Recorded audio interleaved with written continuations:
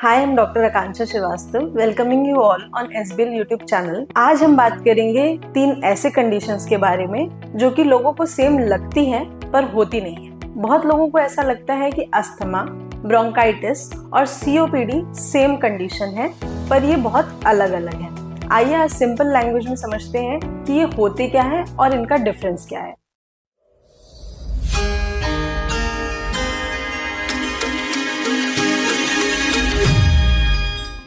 तो पहला है ब्रोंकाइटिस। ब्रोंकाइटिस क्या होता है? It's an inflammation of bronchial tubes. Bronchial tubes वो ट्यूब्स होती हैं जो हवा को लंग्स तक पहुंचाती हैं। ब्रोंकाइटिस 2 तरीके के हो सकते हैं, एक्यूट ब्रोंकाइटिस और क्रॉनिक ब्रोंकाइटिस।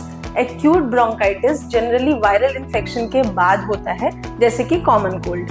क्रॉनिक ब्रोंकाइटिस की बात करें तो ये एक लॉन्ग टर्म कंडीशन है जो कि ज्यादातर स्मोकिंग या पोल्यूशन के एक्सपोजर के बाद हो सकता है। अब हम बात कर लेते हैं इसके सिम्टम्स के बारे में। क्या सिम्टम्स आप एक्सपीरियंस कर सकते हैं? लगातार खांसी, म्यूकस का बनना, माइल्ड ब्रेथलेसनेस या चेस्ट में हैवीनेस। एक्यूट ब्रोंकाइटिस कुछ हफ्ते बाद ठीक हो जाता है, लेकिन क्रॉनिक ब्रोंकाइटिस एक लॉन्ग टर्म कंडीशन है जिसे समय लगता है ठीक होने में। दूसरी कंडीशन है अस्थमा। अस्थमा क्या होता है? अस्थमा एक क्रॉनिक इन्फ्लेमेटरी कंडीशन है जिसमें कि एयरवेज हाइपर सेंसिटिव हो जाते हैं। इसमें एयरवेज में सूजन आ जाता है, म्यूकस का बनना बढ़ जाता है और मसल टाइटन अप हो जाती हैं, जिसे हम ब्रोंकोस्पाज्म भी कहते हैं। अब इसके सिम्टम्स क्या हो सकते हैं? वीजिंग या सीटी जैसी आवाज अलोंग विथ कफ, म्यूकस का बनना बढ़ने लगता है, चेस्ट में टाइटनेस फील होती है और सिम्टम्स रात में और अर्ली मॉर्निंग बढ़ जाते हैं। अस्थमा के ट्रिगर्स क्या हो सकते हैं? पॉलन, एलर्जी किसी तरह की, डस्ट, कोल्ड एयर से एक्सपोजर, एक्सरसाइज। यहाँ पे इंपॉर्टेंट बात ये है कि अस्थमा का जो एयर फ्लो लिमिटेशन होता है वो अगर प्रॉपर ट्रीटमेंट लिया जाए तो रिवर्सिबल है। अब हम बात करते हैं तीसरी कंडीशन के बारे में जो कि है COPD। COPD मतलब क्रॉनिक ऑब्स्ट्रक्टिव पल्मोनरी डिजीज। ये एक प्रोग्रेसिव डिजीज है जो धीरे धीरे समय के साथ बढ़ती है। इसमें क्या शामिल होते हैं? इसमें होता है क्रॉनिक ब्रोंकाइटिस और एम्फाइसेमा। इसका रीजन क्या होता है?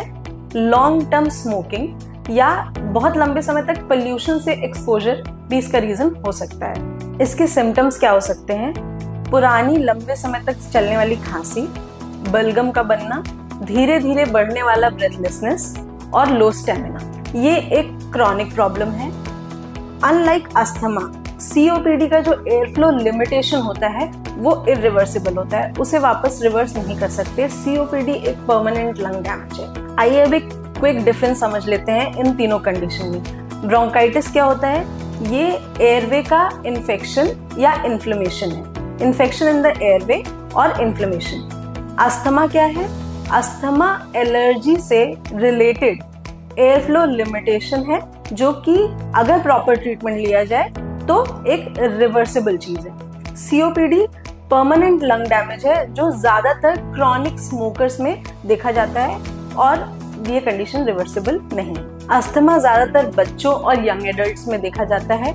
Chronic bronchitis older age group में ज्यादा कॉमन है और ब्रोंकाइटिस, एक्यूट ब्रोंकाइटिस किसी भी एज ग्रुप में हो सकता है। तो अगर आपको ऐसा लगता है कि आपको बहुत लंबे समय से खांसी है या आपको सांस लेने में किसी भी तरीके की दिक्कत हो रही है तो इस चीज को बिल्कुल अवॉइड मत करें, अपने डॉक्टर से कंसल्ट करें। अर्ली डायग्नोसिस और प्रॉपर मैनेजमेंट बहुत जरूरी है। अपने लंग्स का ध्यान रखें, अपने डॉक्टर से टाइमली कंसल्ट करें।